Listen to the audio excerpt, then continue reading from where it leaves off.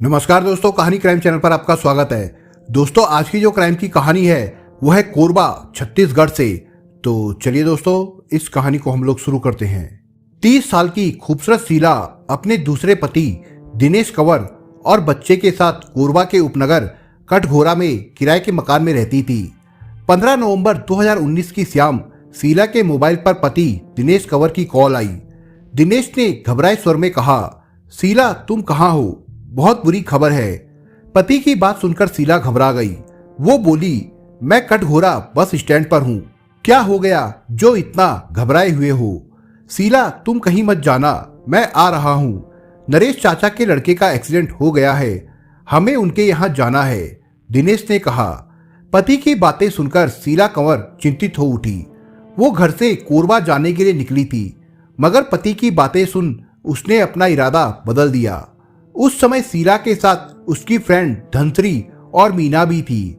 उसने दोनों को बताया कि अचानक घर में जरूरी काम आ गया है, इसलिए वो कोरबा नहीं जा पाएगी, वे दोनों चली जाए।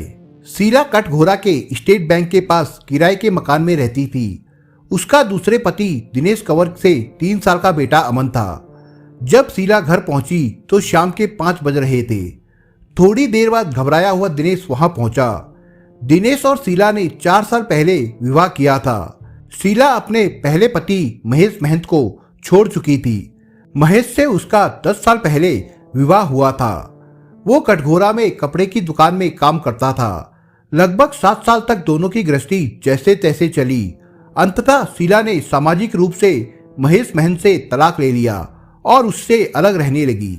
इसी बीच उसकी मुलाकात 30 साल के दिनेश कंवर से हुई। दिनेश ट्रक चलाता था। वो कोयला खदान में ड्राइवर था। जो भी कमाता वो सब शीला पर लुटा देता था। दिनेश के दिलफेक अंदाज के कारण शीला ने उसके साथ मंदिर में शादी कर ली और उसके साथ रहने लगी थी। दिनेश घर पहुंचा तो उसने बाहर से ही आवाज दी, कहाँ हो शीला? पति का तेज स्वर सुनकर शीला घर से बाहर आई तो देखा सामने पति दिनेश और उसका हम उम्र चाचा नरेश खड़े थे। दिनेश ने कहा, चलो चलते हैं, देखो चाचा भी आए हैं। बांगो के आगे राजू का एक्सीडेंट हो गया है, जाने के लिए मैंने बोलेरो गाड़ी मंगाई है। शीला पति की बात सुन गंभीर हो गई। बच्चे को पड़ोसी की देखरेख में छोड़कर वो दिनेश के भाई सोनू और चाचा नरेश के साथ बोलेरो में बैठ गई। गाड़ी संतोष यादव चला रहा था। गाड़ी आगे बढ़ी तो बांगो का घना जंगल शुरू हो गया।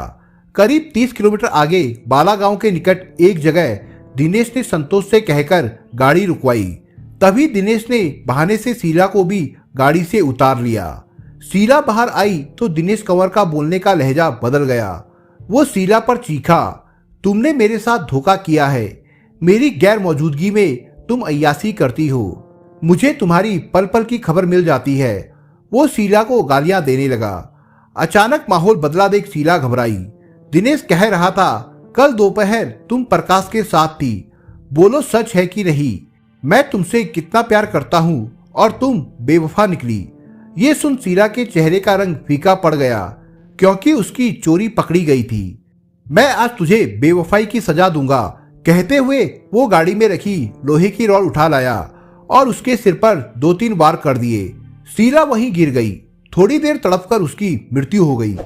पास खड़े चाचा नरेश और सोनू ने मृत पड़ी शीला को उठाया और गाड़ी में डाला और खुद भी बैठ गए।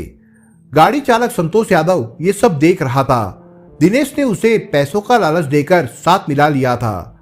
गाड़ी में शीला का शव रखकर ये लोग आगे बढ़े। शीला के शव को ठिकाने लगाना जरूरी था। चाचा नरेश ने दिनेश से कहा, इसको कहीं दफन कर देते हैं, ऐसे शव फेंक देंगे तो जरूर पकड़े जाएंगे। मैंने कहीं सुना है कि शव दफन करने से चंद दिनों में मिट्टी में मिल जाता है। हमने इसे दफन कर दिया तो किसी को पता भी नहीं चलेगा। दिनेश को चाचा की राय अच्छी लगी। उसने कहा, चाचा एक काम और करते हैं, इसके कपड़े वगैरह भी उतार देते हैं, क्योंकि कपड़ों से शव की शिनाख्त हो सकती है। ठीक है, चाचा नरेश ने स्वीकृति दी। कुछ दूर गाड़ी चलने के बाद सलीहा भाटा गांव का बुड़बुड़ नाला आया। वहां पहुंचकर संतोष ने गाड़ी रोक दी तो दिनेश, चाचा नरेश और सोनू ने शव ठिकाने लगाने की जुगत लगानी शुरू की। उन्होंने नाले में उतरकर एक गड्ढा खोदा ताकि शव को उसमें दफन किया जा सके। थोड़ी मशक्कत के बाद गड्ढा खुद गया तो शीला का शव उस गड्ढे में डाल ऊपर से मिट्टी भर दी। फिर चारों कटघोरा के लिए निकल गए। 19 नवंबर 2019 को सलिया भाटा का एक किसान बेजू बुड़बुड़ नाले के पास अपने मवेशी चरा रहा था। उसकी नजर नाले की तरफ गई तो उसे एक इंसान का हाथ दिखाई दिया। बेजू चौंका। उसने पास जाकर देखा तो उसके होश उड़ गए। वो सचमुच किसी इंसान का ही हाथ था। आसपास दुर्गंध फैली हुई थी। बेजू भागता हुआ गांव के चौकीदार लालू के पास पहुंचा और उसे ये जानकारी दी। लालू गांव के कुछ लोगों के साथ घटनास्थल पर पहुंचा तो वहां बुरी तरह बदबू फैली हुई थी। शव आधा बाहर था और आधा मट्टी में दबा हुआ था। चौकीदार घटना की जानकारी देने के लिए बांगो थाने के लिए रवाना हो गया। बांगो थाना कटघोरा से करीब 15 किलोमीटर की दूरी पर है। बांगो थाने के टीआई एसएस पटेल थाने में ही थे। चौकीदार लालू ने उन्हें नाले के किनारे शव दबे होने की सूचना दी। चौकीदार लालू की बात सुन TI S S Patel police team लेकर घटना स्थल के लिए रवाना हो गए। जब वो सलिया भाटा स्थित बुड़बुड़ नाले के पास पहुंचे तो वहां लोगों का हुजूम लगा हुआ था। टीआई पटेल ने मामले की गंभीरता को समझते हुए एसडीपीओ संदीप मित्तल को पूरी जानकारी दी तो वो भी वहां पहुंच गए। जब मिट्टी हटवाई गई तो गड्ढे में एक महिला का नग्न शव मिला। वहां से कुछ दूरी पर झाड़ियों में महिला के कपड़े और चप्पल पड़े थे। अंदाजा लगाया गया कि कपड़े और चप्पल मृतका के होंगे। सबूत एकत्र करने के बाद पुलिस ने शव पोस्टमार्टम के लिए भेज दिया। मौके पर ऐसी कोई चीज नहीं मिली थी जिससे महिला के शव की शिनाख्त हो पाती। केवल उसके एक हाथ पर ओम गुदा हुआ था। एसडीपीओ संदीप मित्तल ने इस ब्लाइंड मर्डर को खोलने की जिम्मेदारी टीआई एसएस पटेल को दी। पटेल के सामने कई चुनौतियां मुंह बाएं खड़ी थी। पुलिस ने आसपास के गांव के लोगों को बुलाकर शिनाख्त कराने की कोशिश की। पुलिस ने शव के चेहरे का फोटो लेकर पोस्टर और पैम्पलेट छपवाए और आसपास के ग्रामीण बाजारों में बंटवाए। पुलिस जांच में ये तथ्य भी सामने आया कि जिस तरह से हत्या करके शव दफन किया गया था उससे जाहिर था मृतका की हत्या कहीं और की गई थी और शव वहां दफनाया गया था। 21 नवंबर को दोपहर में एक महिला बांगो थाने पहुंची। टीआई एसएस पटेल से मिलकर उसने उन्हें पैम्पलेट देते हुए कहा कि इसमें जिस महिला की हत्या की बात कही गई है वो उसकी फ्रेंड शीला कंवर हो सकती है। एसएस पटेल ने महिला का नाम पूछा तो उसने अपना नाम धनश्री बताते हुए कहा कि वो शीला की फ्रेंड है। कुछ दिनों से शीला दिखाई नहीं दे रही है। पुलिस ने धनश्री को शीला के अन्य फोटोग्राफ्स और कपड़े दिखाए तो उसकी आंखों में आंसू छलक आए क्योंकि वो शीला के ही थे। एक जगह हाथ में ओम भी लिखा हुआ था जिसे उसने पहचाना और कपड़ों की भी शिनाख्त कर दी। उसने बताया, सर 15 नवंबर को हम साथ थे, तब शीला यही कपड़े पहने थी। धनश्री ने टीआई को अपने मोबाइल में वही कपड़े पहने शीला का फोटो दिखाया। टीआई को लगा कि अब उनके हाथ जो सिरा आ गया है उसके सहारे वो आसानी से शीला कंवर के हत्यारों तक पहुंच जाएंगे। धनश्री से बात करके टीआई ने शीला के घर वालों की जानकारी ले ली और पता लेकर जांच प्रारंभ कर दी। पटेल ने धनश्री से शीला के पति का मोबाइल नंबर भी ले लिया था। उन्होंने शीला के पति दिनेश कंवर का नंबर मिलाया तो वो स्विच ऑफ था। पुलिस को सबसे पहले उसी से पूछताछ करनी थी। दिनेश का फोन नहीं मिला तो शीला के माता पिता को फोन करके कोरबा जिले के दीपका टाउन बुलाया। पोस्टमार्टम के बाद पुलिस जब शीला का शव उनके सुपुर्द करने लगी तो उसके पिता मोहन महंत ने हाथ खड़े करके कहा, साहब शीला तो हमारे लिए बहुत पहले ही मर चुकी थी। उसने बताया कि 5 साल पहले शीला ने दिनेश कंवर से प्रेम विवाह कर लिया था। उसके बाद से उनका उससे संबंध विच्छेद हो गया था और सामाजिक परंपरा के कारण वो शीला का अंतिम संस्कार नहीं कर सकते। पुलिस ने शीला का अंतिम संस्कार अपने खर्चे पर कराया। अंतिम संस्कार के बाद पुलिस दिनेश कंवर की तलाश में जुट गई। पुलिस की क्राइम टीम ने जांच में पाया कि उसका मोबाइल बीच बीच में ऑन हो रहा था और लगातार उसकी लोकेशन बदल रही थी। ऐसी स्थिति में पुलिस की ये शंका और बढ़ती रही कि शीला की हत्या में उसके पति का हाथ हो सकता है। जांच में यह तथ्य भी सामने आ चुका था कि दिनेश कंवर और शीला में अक्सर विवाद होता था। शीला एक सुंदर महिला थी, इसी के चलते उसके कदम बहक गए थे। वो महंगे शौक पाले हुए थी। पुलिस की जांच में ये तथ्य भी सामने आ गया कि उसकी दोस्ती कई पुरुषों से थी। दरअसल कोरबा का इंडस्ट्रियल एरिया होने की वजह से वहां तमाम ऐसे लोग रहते थे जिन्हें महिलाओं की जरूरत होती थी। शीला और उसकी फ्रेंड्स उन्हीं लोगों के पास जाती थी।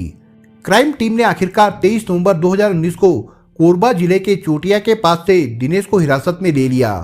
उसे थाने लाकर टीआई एसएस पटेल व एसडीपीओ संदीप पित्तल ने शीला की हत्या के बारे में सख्ती से पूछताछ की तो वो टूट गया।